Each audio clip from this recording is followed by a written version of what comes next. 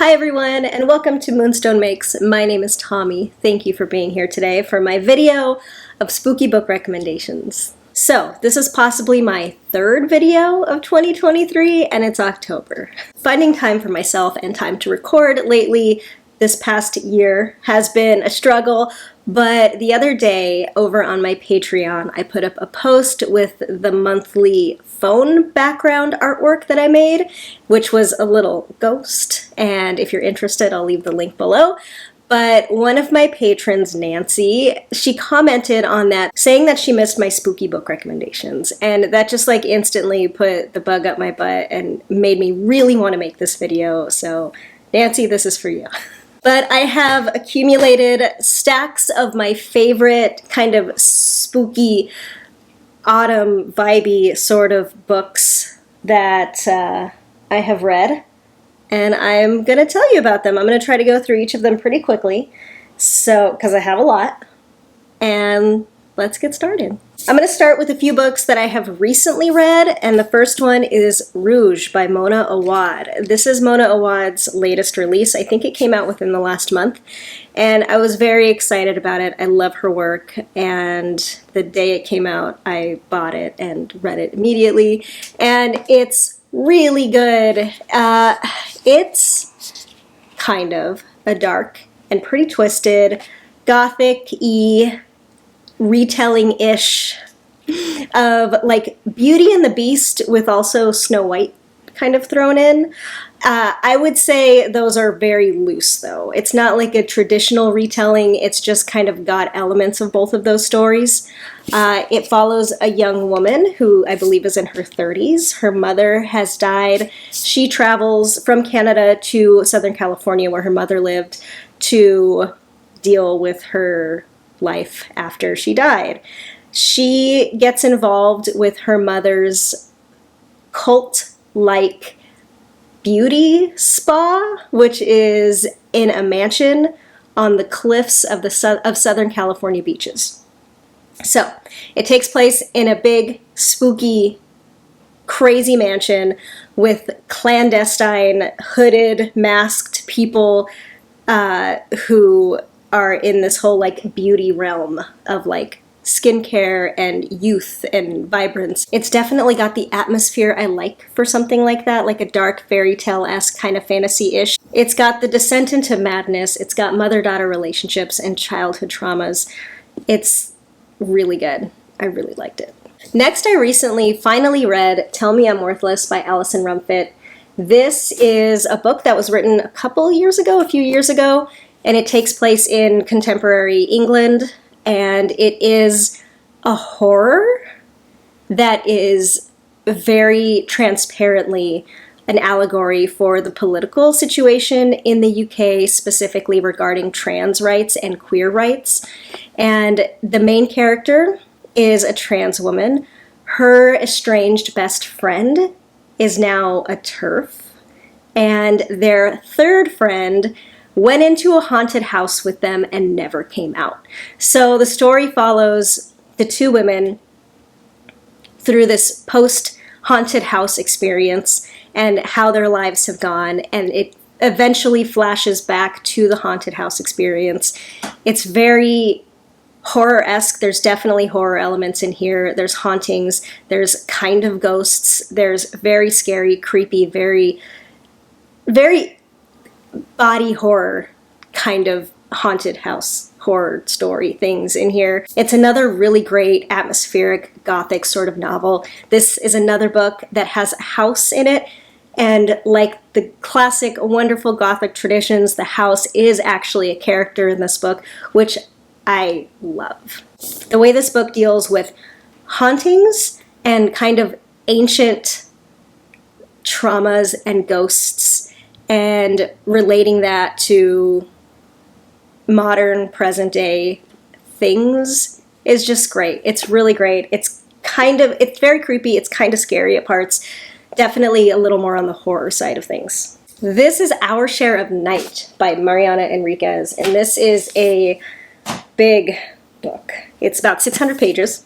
This is one that deals with ancient beings, monsters, cults, human sacrifice. It's a family saga about primarily following a husband and a wife and their son, and their relationship to a cult that has discovered how to access an ancient creature, an ancient being, god, something. The people in this cult worship this ancient creature, perform human sacrifices to it, and it follows this family. The mother, who is kind of a devoted follower of the cult, it's her family who's like the main people in it, and her willingness to give her son to the cult, and then the father, who is more being used by the cult as a tool, and his reluctance to give his son to the cult, and his kind of like trying to escape and get out of it and get his son out of it.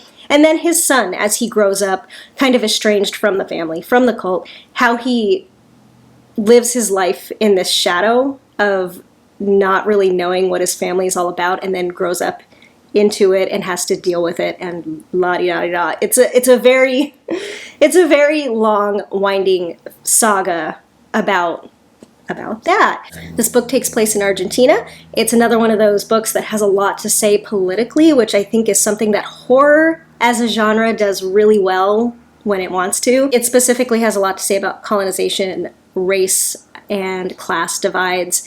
And it's great. Something that this book has that I absolutely love, it's another thing that is kind of across a lot of different books, is this idea of like a middle space, kind of like another world that gets accessed by a character in the story that is beyond life.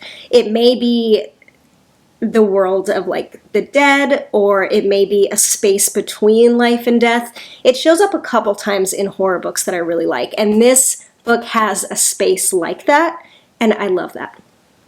I'm crossing my fingers that I don't completely lose my voice during this video, because I am currently, as I am a lot of the times, trying to get over being sick. So let's hope she holds out.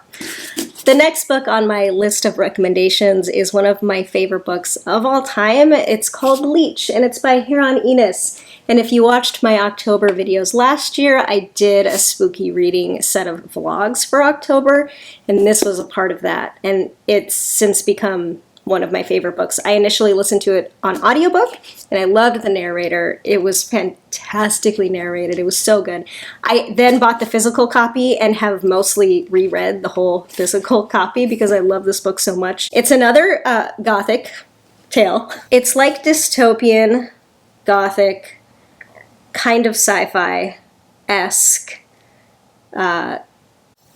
with parasites. So in this book, we start out following a doctor who is on a train off to a very remote part of the world where it's blanketed in snow. It's super remote. There's a manor there, a giant house, another giant house. It's dilapidated, it's falling apart. It's dystopian, so it's years into like a catastrophic future.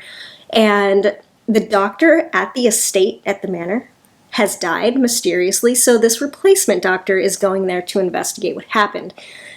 And the family that lives there is kind of in power over the mining town that surrounds it. And it's just this horrible group of people who are related to each other, who hate each other, who are just awful people, doing and saying awful, but also very clever, and just, they're awful and dramatic in a very fun way. Like I think good Gothic literature has. I mean, that's the basic premise, but this book is so much more. It's, I don't even know. Maybe I say more about it in my previous video, but it's so well written. It's completely atmospheric. To me, this is the type of book that has the type of writing that I just get completely lost in, and I just love this world, even though it's horrible. I love it. This book is great. Great. If you like the kind of Gothic literature with desolate, dilapidated houses and creepy, horrible people who live in them, this might be the one for you. Okay, my next one is Julia Armfeld's Our Wives Under the Sea. This is another book that's one of my favorite books of all time.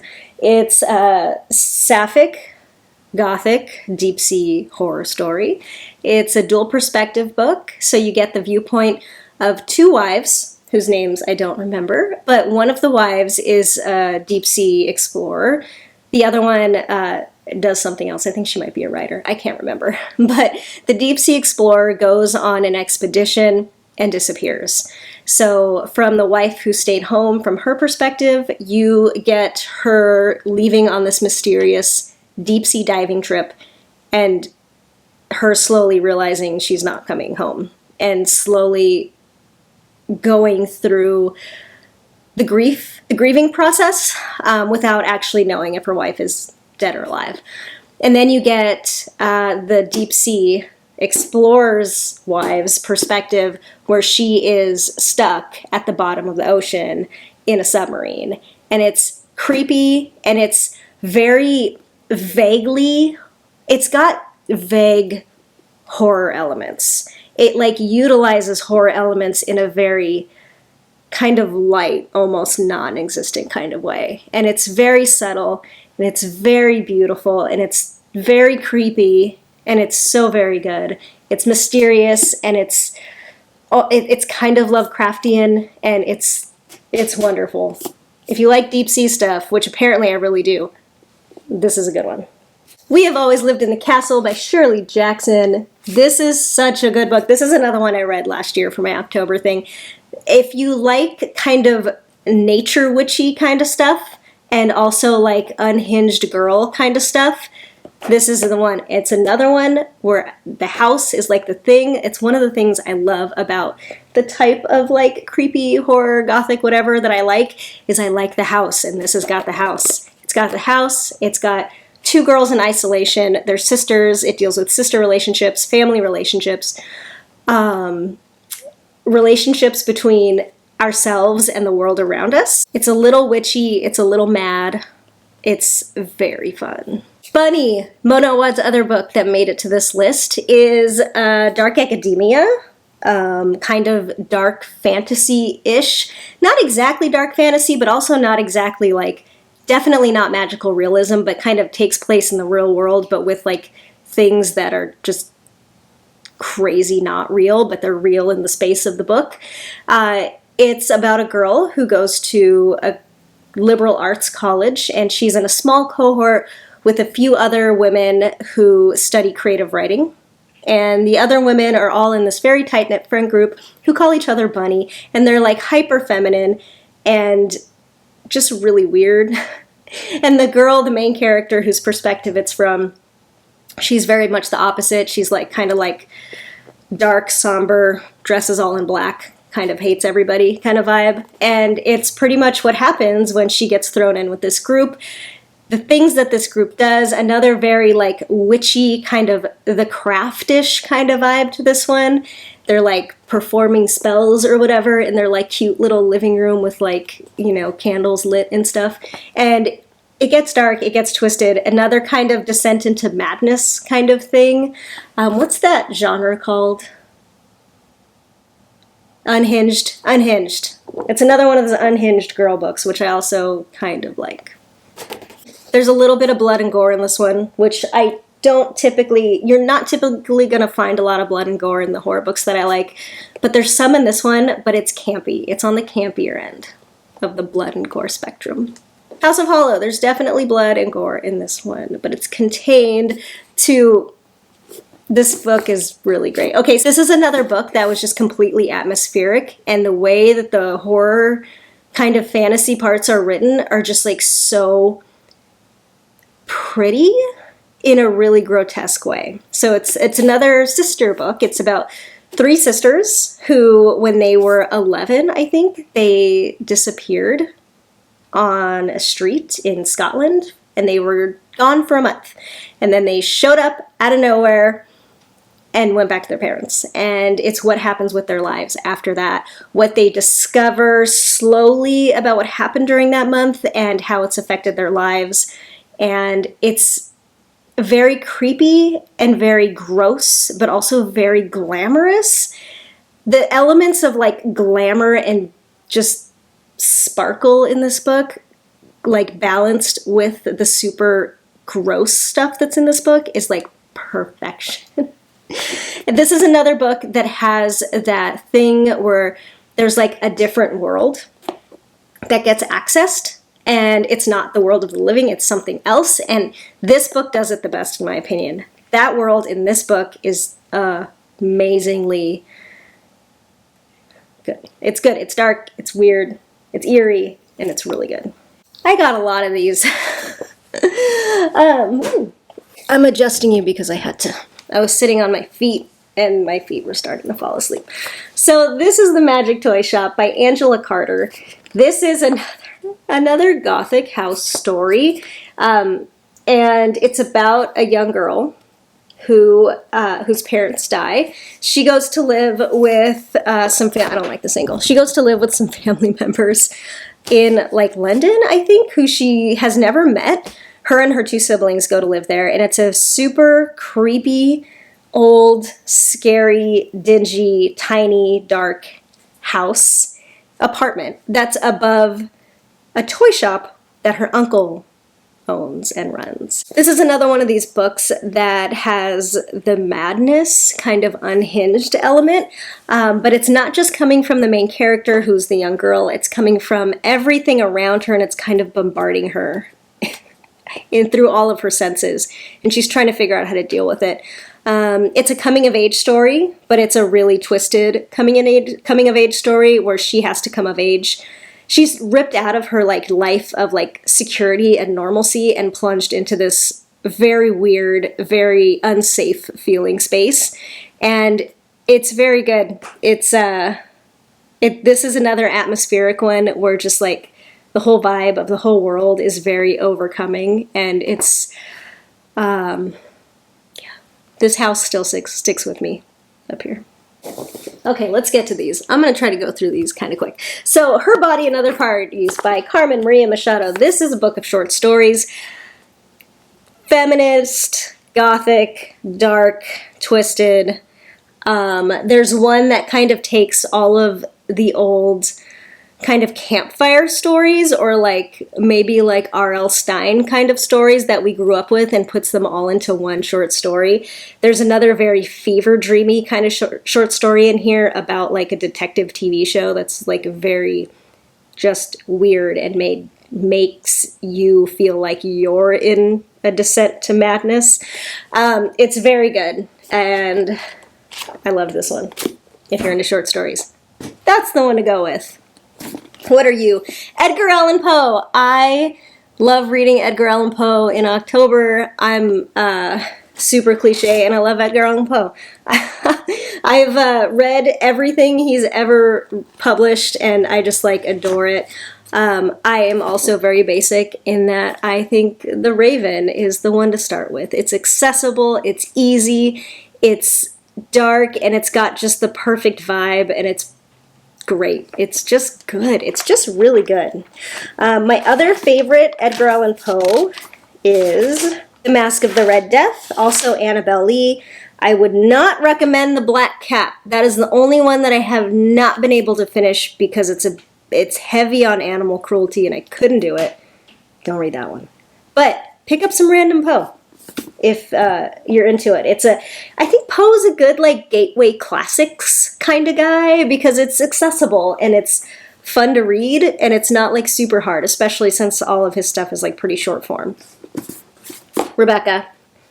You guys remember me and Rebecca?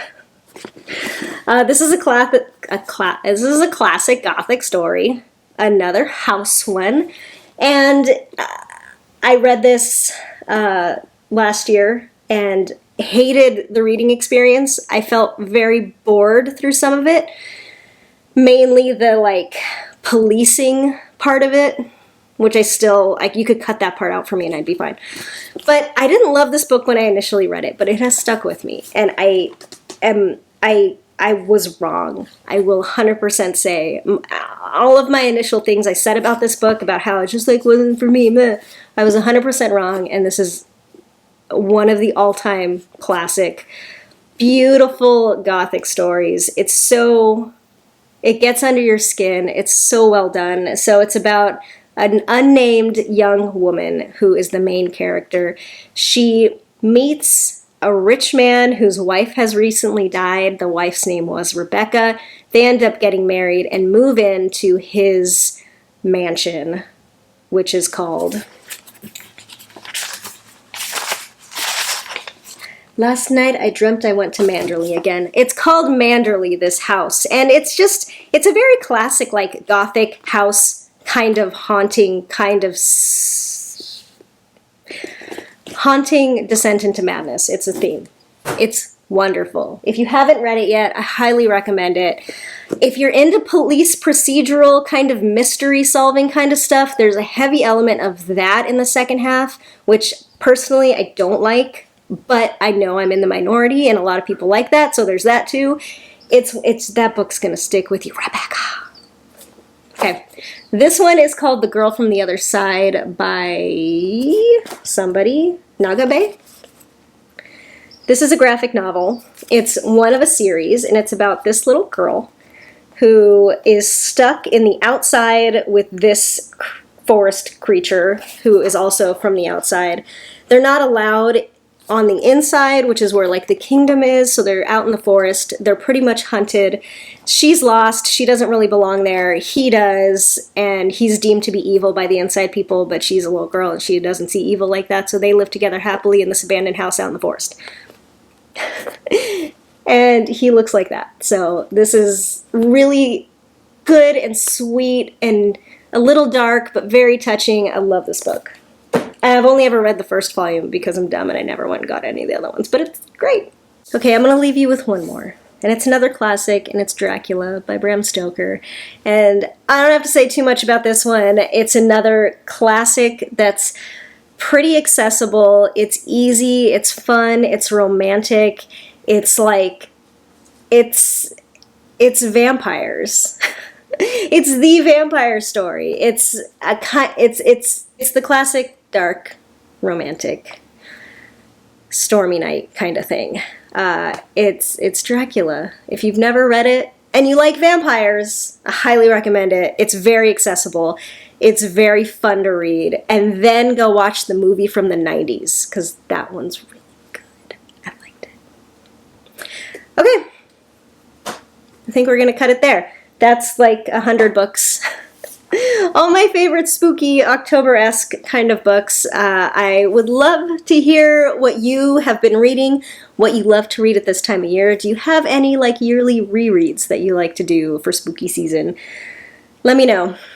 I would love to hear about it. And if this video has inspired you to pick up any of these books, tell me that too. I would love to know. Thank you for being here and watching with me and hanging out and waiting for my terribly sporadic videos.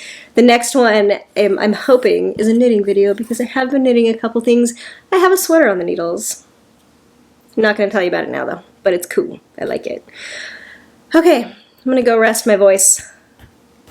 Give my chest a little pump. I'm going to go drink some water and pretend that my house is bigger and spookier than it is. I hope you all have a lovely day or evening and a lovely October, and have fun and be safe and read lots of books and drink lots of good beverages and do lots of knitting or sleeping or whatever it is you like to do. Okay, I love you. Bye.